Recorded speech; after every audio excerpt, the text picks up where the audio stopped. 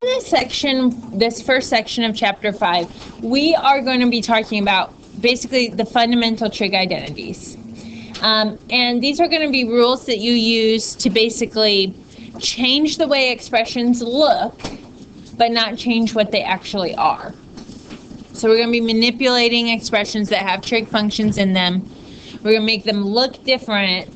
Our goal really in this section is to make them look easier, so to simplify them. But by using the rules and the identities, we're not changing what they actually are. So we would get the same answer regardless of what we plug into. Okay.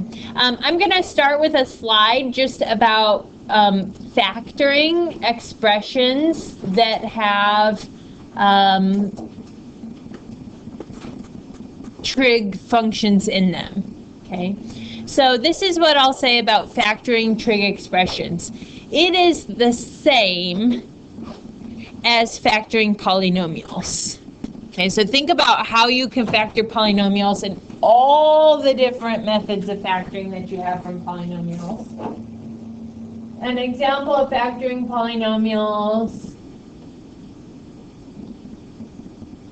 x squared minus 2x minus 3. Could you factor that polynomial? Trinomial. Yeah, you'd have two groups of parentheses. To get the first term x squared, you probably have x and x. To get the last term of 3, you have 3 and 1. And in order for that to be negative, one's got to be positive, the other's got to be negative. And you want your middle term to come out to be negative, so it should be negative 3x plus 1. Okay, so you can factor that. Do you remember how to factor things like x squared minus 25? What does that factor out to be? X equals 5. That's the solution. That's not factored. So, So what would the two factors be, Catherine? X plus 5, x minus 5. So here I'm not looking to solve. Nick, we are eventually going to get into solving trig equations later in the chapter. But for right now, we're just simplifying, so we're just factoring things. And that's called the difference of perfect squares, right? If you have a perfect square minus another perfect square, you can factor it out, okay, like this. And what about if I give you something like x squared plus 6x? Can you factor that? X squared plus 6x? You can take x out. Thank you, Ethan. Factor x out of both terms. Don't forget about that, factoring out a greatest common factor. Okay, GCF factoring, that could be helpful to you later on in chapter 5. Okay. Now, the difference with factoring and trig expressions is it's going to look a little bit more complicated because instead of just x's, those x's are going to be replaced with trig functions. So instead of x squared minus 2x minus 3, it might look like sine squared minus 2 sine x minus 3. But it factors the same way. So here's an example of what that might look like. 2 cosecant squared theta minus 7 cosecant theta plus 6.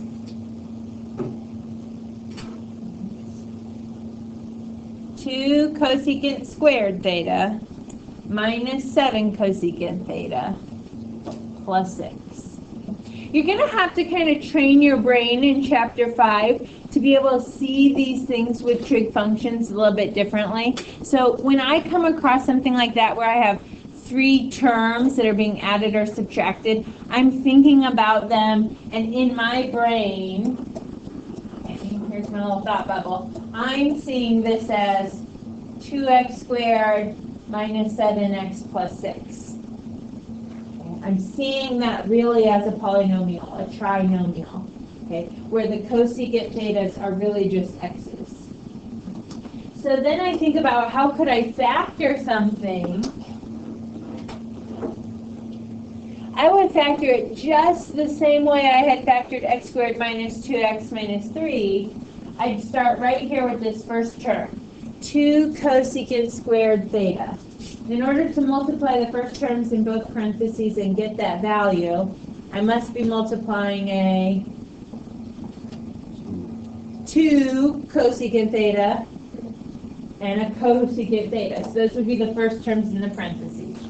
2 cosecant theta times cosecant theta.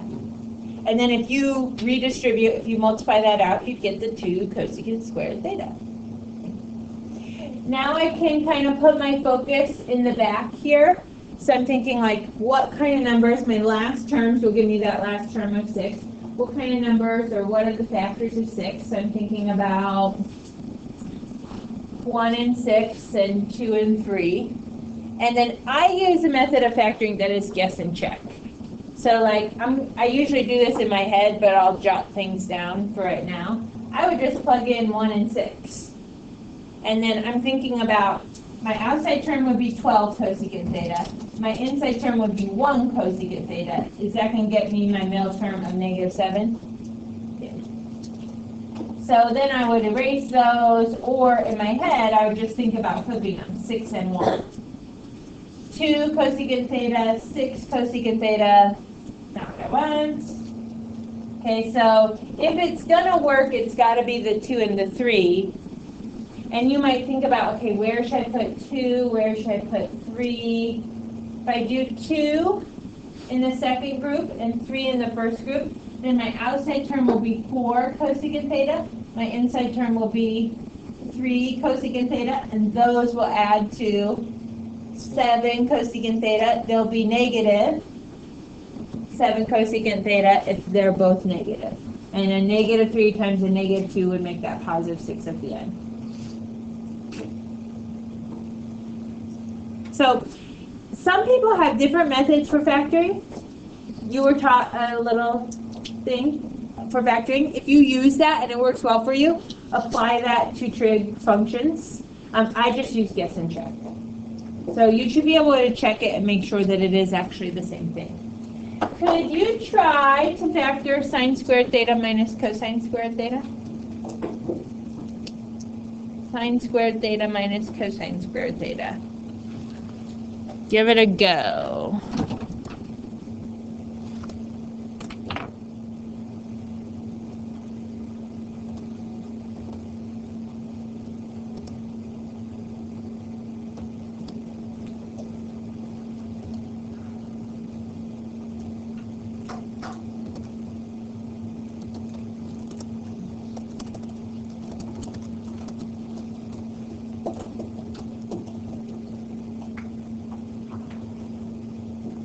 Anybody think they got one that works? Nick, you think you've got it? Sine, or parentheses, sine theta minus cos theta, parentheses, squared.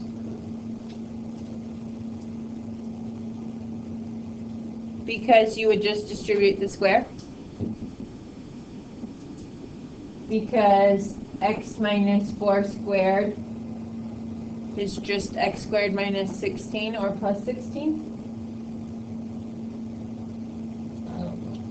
Well, that would be x, I'm going to do it easier, x minus 4 times x minus 4. That'd be x squared minus 8x plus 16. So we'd get sine squared x minus 2 sine cosine plus cosine theta. I'm lost, but I know it's wrong now. It's wrong. You don't distribute exponents into groups of parentheses. Okay.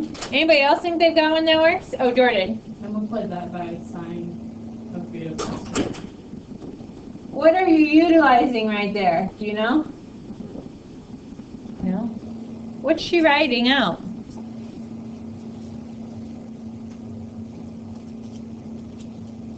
Difference of perfect squares. Is sine squared theta a perfect square? Is cosine squared theta a perfect square? Yeah, so just like you factored x squared minus 25, you use the square roots, x plus 5, x minus 5. We would do the same thing here. Sine theta plus cosine theta times sine theta minus cosine theta. Now, Nick, you'll want to be thinking about this. You know, when you multiply sine squared, or sine times sine, you're going to get the sine squared. Okay. When you do the outside and the insides, it's important that they have different signs so that you get like sine theta, cosine theta, minus sine theta, cosine theta. and then they cancel each other out. If they had the same sign, you would just add them together and there'd be two of them, okay? And then this also ensures that cosine theta squared will be negative, because one is positive and one is negative, okay? So be on the lookout for that. That's a difference of perfect squares. You could also see something that looks like a greatest common factor, okay? So be aware of that. Okay, let's get into the part where we jot down our reciprocal or our different trig identities. We're going to start with reciprocals. There are about 3 or 4 slides of identities. So you want to get these into your notebook. If you ever need to look these up again or double check that you have them right, you can always go to your textbook. All the identities are listed. You could also easily go to Google and just Google trig identities. I'm sure a wealth of information is going to pop up. And you might even be able to find like a nice little like study guide or a little sheet that you could print out that would have all the identities listed for you, and you can use that as your homework so that it's not in your notebook. Of course, print it out nicely. By all means, use those resources that are available to you. I would say we're probably really good with writing the second column here as their reciprocal identity, because we kind of practiced that already in chapter 4. So how would you rewrite cosecant x in terms of its reciprocal sign? 1 over sine, right? That's how we type things into our calculators. If I ask you to do the cosecant of 50 degrees in your calculator, most of us have to type 1 divided by sine of 50. Okay. So you can easily do the second column. Secant is 1 divided by cosine, and cotangent is 1 divided by tangent. Okay. You can do the same thing on the other side. Okay, so sine of x is really 1 over cosecant. Cosine is 1 over secant. And tangent is 1 over cotangent. So eventually we're going to get to some examples where we try to simplify trig expressions. What we can do with the reciprocal identities is if we see a cosecant, we are allowed to rewrite the cosecant as 1 over sine. And that might be helpful to us to simplify an expression. It's like the doublets that you did yesterday after the test. You could take the word ball and you can change one letter at a time. You could take the A and you could change it to an E and make bell. Okay, and that might help you get to the next word that you're looking for. The next set of identities are the quotient identities. Quotient identities are only for tangent and cotangent. It's the only quotient identity we have. And it comes from our general definition of tangent. So do you remember from chapter 4, tangent of theta is equal to what ratio? What's that, like y over x? Okay. And remember on the unit circle, you have xy ordered pairs on the unit circle, but we said on the unit circle, x is always the cosine and y is always the sine. So then we can use those and replace y with sine and x with cosine. So the tangent is sine theta over cosine theta. Oh, sorry, I'm using x's here. So I should keep it in x's. Sine x over cosine x. And then cotangent would just be the reciprocal of that. Cosine x over sine x. So remember, if for any reason on a quiz or a test you ever forget the quotient identity, you could think about y over x and sine over cosine, and there you have it. Okay, so if you can't remember which way it goes, you can get it from your general form or general definition in chapter 4. Our next set of identities are Pythagorean identities.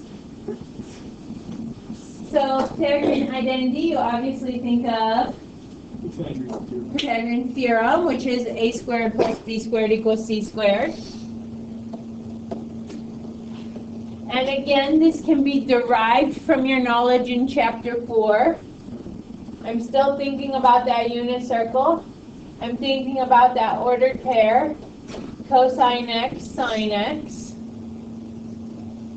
And then I'm thinking about that right triangle that I could draw that's part of the bow tie anywhere in any quadrant. This side is cosine x, this side is sine x, and if you're on the unit circle, then your hypotenuse is 1.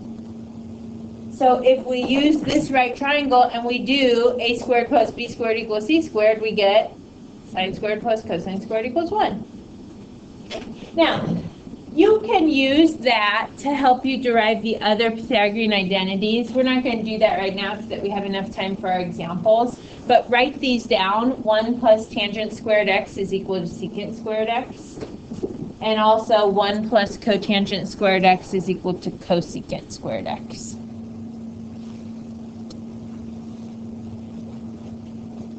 You know, if I'm ever simplifying a trig expression and I see like sine squared, cosine squared, any of those squared functions, and you're also like adding or subtracting 1, then I immediately start thinking about Pythagorean identities. I'm wondering, like, can I manipulate the Pythagorean identity to be that thing? Note that it doesn't always have to look exactly like this line, so I'm just going to kind of play around with this very first line.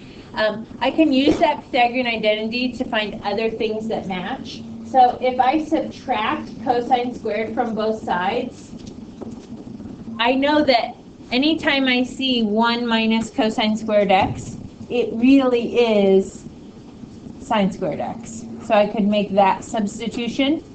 Okay. And I could do the same thing, like I could subtract sine squared from both sides. So if you're ever working a problem and you see something like 1 minus sine squared x, you could replace it with a cosine squared x. So the Pythagorean identities don't always show up in their original form that's written. You should be able to kind of manipulate those through algebraic methods. And that's not the only way they can appear for that very first trig identity. So be willing to kind of play around with that Pythagorean identity and see if anything matches. Okay, our last set of identities, they are the even-odd identities. And the even-odd identities really come to us, if you'll remember, all the way back into semester 1, chapter 1, we talked about even-odd functions. So it's really about symmetry. And in an odd function, f of negative x is equal to negative f of x. So that's like sine and tangent.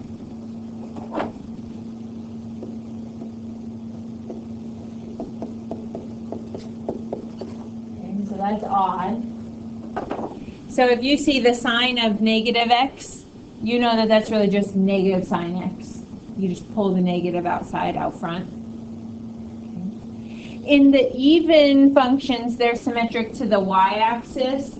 So when you do f of negative x, you just get positive f of x. And that's cosine. So if you ever see like a secant and negative x, the negative really doesn't matter. It's not going to be pulled out anywhere. It's just going to be equal to the positive secant x. These are less common for us in our work for simplifying, but it's good that you're aware of these as even odd functions. Okay, but these properties exist. You might see it, but it's not as common for us.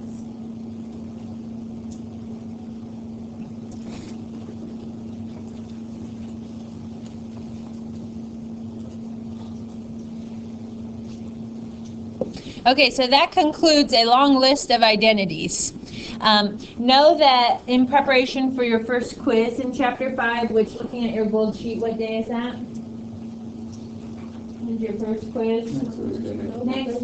Next Thursday. You need to know the identities. So it's your responsibility. If you're doing daily homework, if you're practicing in class, you're going to get better and better with the identities. There might still need to be some follow-up studying that happens so that you know them and you can substitute on that quiz on Thursday. Okay, so kind of be aware of that. Okay, before we get into our examples, I'm just going to give you some tips on how to simplify with the trig identities. Basically, these are our rules for working, like when you did the doublets or the word identities, your rules were change only one number at a time, still has to make a word. We're going to be changing things in trig expressions, and here are some tips to try if you don't know where to start, okay? Something that's great is try rewriting everything in terms of the same trig function. So if you can get them all in cosines or all in sines, that would be a great first step. Okay. That one probably doesn't happen a lot because it would be a very simple problem after that. Okay, but if you can get them in one trig function, do that. If you can't get them in a single trig function, you can always try to get them in terms of sine and cosine. Okay? Sine and cosine together work really nicely because they simplify using like our quotient identity for tangent. And if there are squares, we have Pythagorean identities. So try to get them in sine and cosine if possible. You can also attempt to factor something. Sometimes by factoring, things simplify out really nicely. Okay. And the final suggestion that I have is combining fractions. Thank you. Combining fractions would basically mean if you see fractions that are being added or subtracted, think back to 3rd or 4th grade. What do you need in order to be able to add or subtract fractions? Common denominators. Okay, so those rules that you learned back in elementary school still apply, even if there are trig functions involved. Okay, you can also combine fractions through multiplication. Why?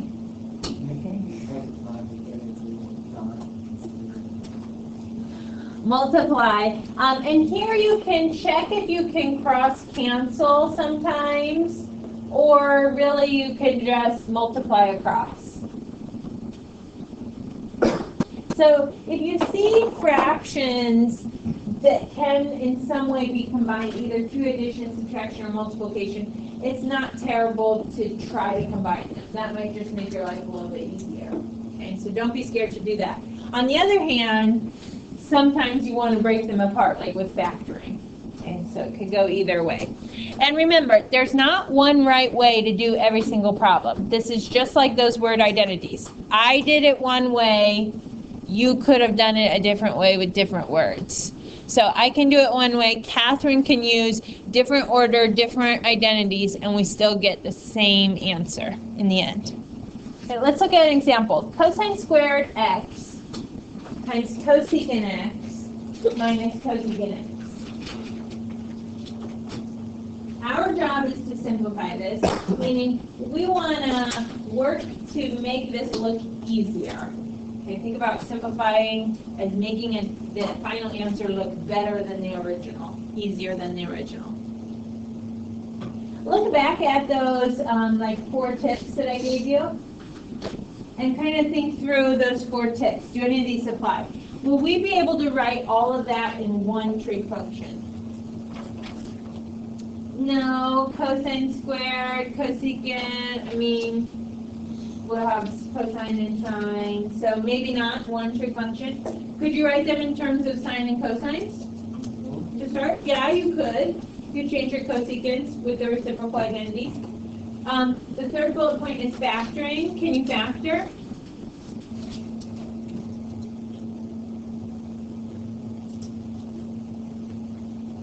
Yay or nay on factoring? Could you factor something like that? You got 2 terms that are being added or subtracted, and they both have what? Not x, but cosecant x. Could you factor out of cosecant x? Yeah, that would be great as common factor. So I think bullet point 2, bullet point 3 are options. Do you have fractions that you want to combine right now? No. Okay, so tell me what you guys want to do. There's multiple routes to take. What do you guys want to do first? You want to do bullet point 2, which is rewrite in sine and cosine. So you want to change the cosecant to 1 over sine. Okay, so we're going to have cosine squared x times 1 over sine x minus 1 over sine x. And I'm going to write off to the side. I would encourage you to do this, what you're doing. I did reciprocal identity right there. Okay. What do you want to do after that? Take out 1 over sine x, so that would be like factoring it out. Okay, so we will factor out 1 over sine x. And that, David said that right away, so we're going to do it. That's not the only thing you could do there. Remember, there's multiple ways to do this. Okay, so I'm going to write factor.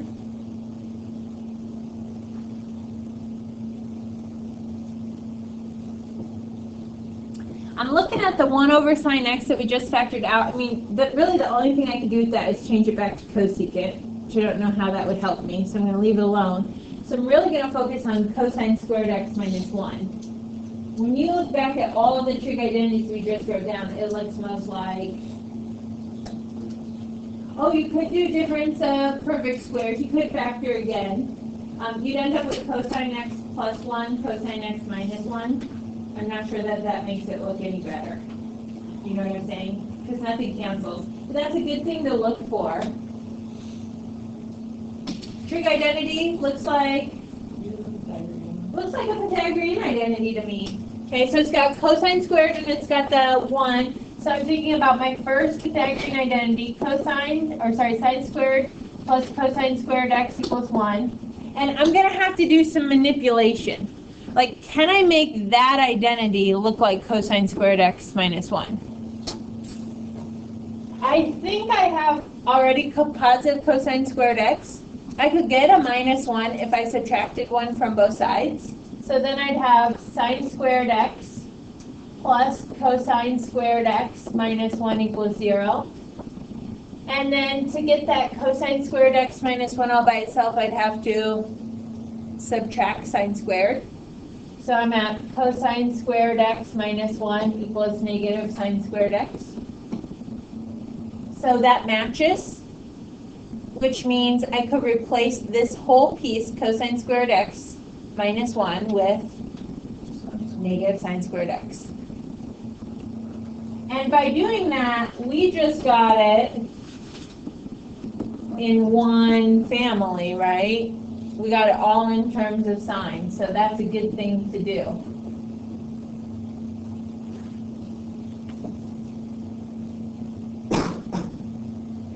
At this point, people could do different things. You could go ahead and multiply the fractions across and get negative sine squared x over sine x. Or you could say, like, this is over 1 and try to cross-cancel things. So if I work on cross-canceling, a sine x in the denominator is going to cancel out 1 of my sine x's in the numerator, so it won't be squared anymore. And then my final answer will be negative sine x. So I could write like multiply, cross-cancel. That's what I did right there.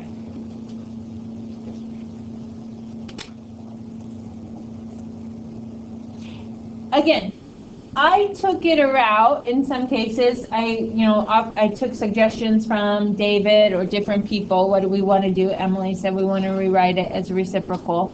You didn't have to do it the way that we did it, but you'd come out to the same answer, negative sine x. Any questions about that? Okay, let's try another one. Cosecant x, secant x, minus cotangent x.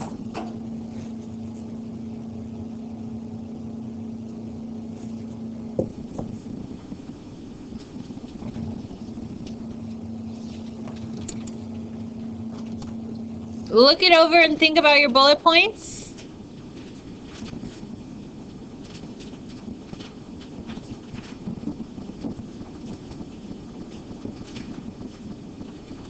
What might you try? Throw out some ideas.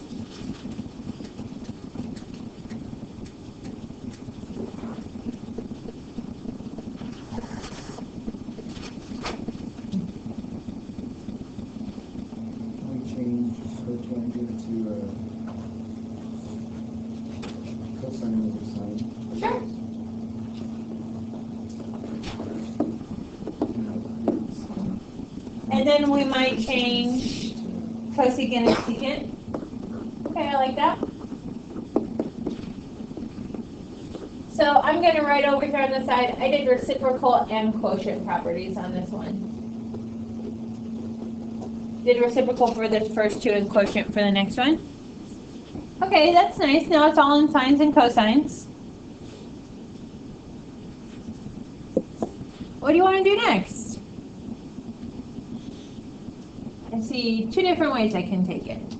Kirsten. Can you combine fractions? Sure. How do you mean to combine the fractions? I was thinking about this side. These two. Yeah, you can multiply them. Here, nothing cross cancels. So we're going to get 1 over sine x times cosine x minus cosine x over sine x. We just multiplied fractions. Can you subtract cosine x over sine x to the other side? There is no other side. That's a good thing to know. We will in 5.2 work with two sides equations, but in 5.1 we have only one side, so we're not going to be doing opposites anything. We're just changing the things that are there. Joy.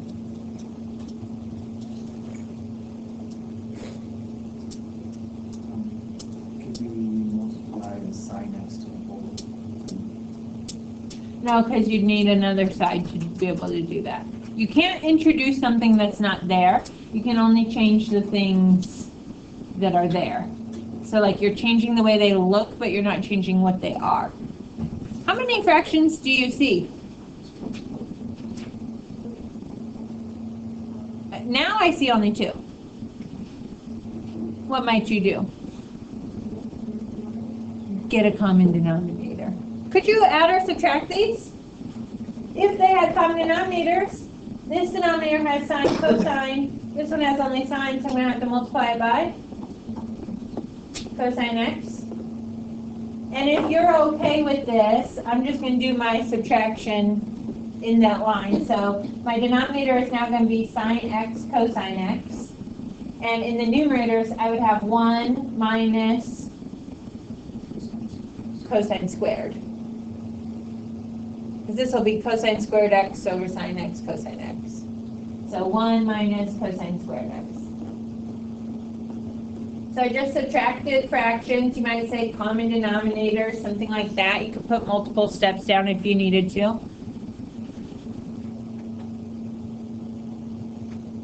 Okay, I like that. That gets me thinking about what now?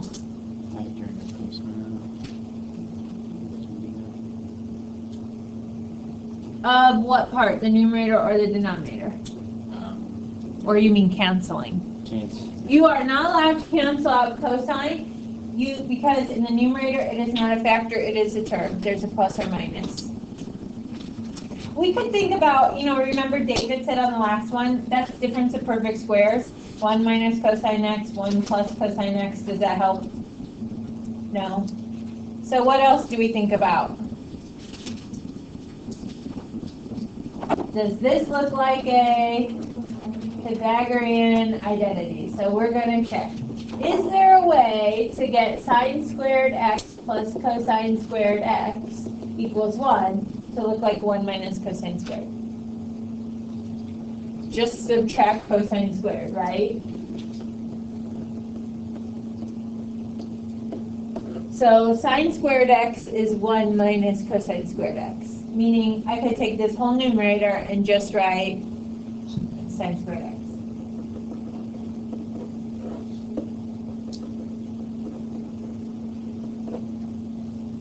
And now, Ethan, you could cancel. You can cancel the sign in the denominator with the sign in the numerator. So I'm going to say cancel common factors.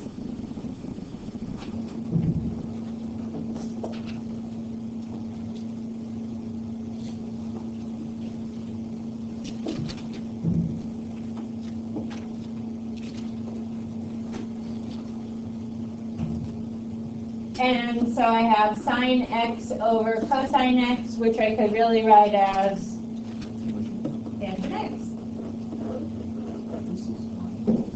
Isn't it?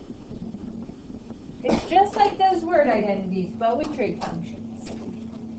Just logical process, one step at a time. Don't rush it. On your quiz next Thursday, I'm going to ask you to write out your steps, in trig work, but then off to the side, tell me why you were doing what you were doing. That way, if you make a mistake, it's a lot easier for me to figure out. Sometimes I look at things changing and I'm just like, oh, what are they doing? I don't know. Okay, so kind of keep an eye on that. I want to make sure I get to trig substitution, so we're going to skip a few examples. Here's an example, just looking at it really quickly. You have two fractions that are being added together. You would probably want common denominator. So I'd have to multiply the left one by 1 minus cosine x. I'd have to multiply the right fraction by 1 plus cosine x. Okay, and go from there. Okay. Here's another example, sine squared t over 1 plus cosine t. You don't have any fractions to add or subtract. And I would just say this, go one thing at a time. It looks like Pythagorean except for that cosine is not squared. So will it be Pythagorean identity? No, which means I would then go to Pythagorean identity for sine squared. Okay, so I would use sine squared is equal to 1 minus cosine squared. By Pythagorean identity right here. And then finally, David, does your factoring difference of perfect squares help? Yes. Finally, David's factoring method works. So keep that in the mind that you could factor 1 minus cosine squared t could be 1 plus cosine t, 1 minus cosine t. Okay, that's a factor right there. And then we could cancel out the common factors. Minus cosine t. So be on the lookout for that, and be careful. That one I'm going to see a lot of people doing Pythagorean theorem or Pythagorean identity in the denominator. Not cool. It's not squared. So only think about Pythagorean identities if you've got squared trig functions. Okay. And the last one that I want to do is a trig substitution. Okay, these will be the last 4 problems on the homework assignment. It's going to give you a statement like square root of 25 minus x squared, and then it will say x is 5 sine theta. So basically what they want you to do is take 5 sine theta and plug it in for the x in the little expression they give you.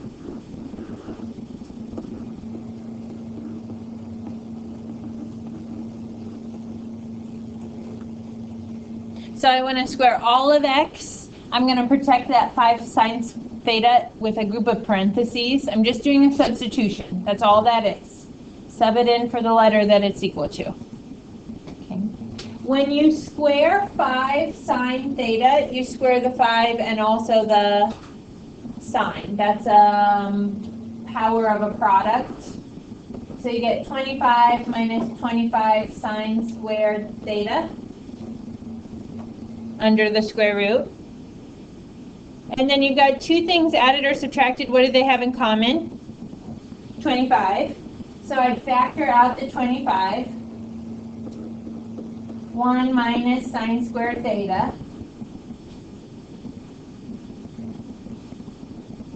And when I see 1 minus sine squared theta, I think about my Pythagorean identity. In Pythagorean identity, 1 minus sine squared theta is equal to cosine squared theta. And now, because I don't have a plus or minus under there, I can actually do the square root. So the square root of 25 is 5, and the square root of cosine squared is cosine theta. I'm going to have a lot of people who attempt to square root further up in the work, but if that's 25 minus 25 sine squared theta, you can't square root if there's plus or minus underneath. That's not a property of radicals, so kind of be aware of that. you have an assignment, it's on the goal sheet, please practice. The next sections are gonna be very similar to this, so the more you practice, the better you'll be. And remember our lesson from the word identities. If you don't try, you certainly will never get the answer. So even if you're skunked, you need to write something down. You need to try something, you need to do 3 steps, and then you might have to erase them all. Sorry. Okay, that's life. You can do it. I'll check your homework assignment for completion on Monday.